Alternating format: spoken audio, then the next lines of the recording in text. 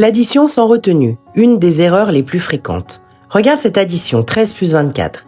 Ici, l'élève met le 3 sous le 1 et il met le 4 sous le 2. En gros, il met les unités sous les dizaines dans les deux cas. Le résultat globalement n'est pas faux, il sait faire une addition, mais c'est le placement qui est mauvais.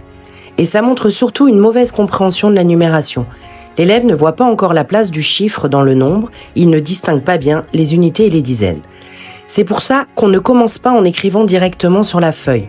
On pose d'abord l'addition sur un abac, un vrai abac ou alors un abac dessiné si on n'en possède pas. 13, c'est une dizaine et 3 unités. Je mets donc 3 dans les unités et un pion dans les dizaines. 24, c'est 2 dizaines et 4 unités. Je mets donc 4 pions dans les unités et 2 dans les dizaines. Sur l'abac, on voit tout de suite où chaque chiffre doit aller. Unité avec unité, dizaine avec dizaine. On additionne sur l'abac. 3 plus 4 égale 7 unités. 1 plus 2 égale 3 dizaines. Résultat, 37. Et seulement après, on recopie sur la feuille, en gardant la même place pour chaque chiffre.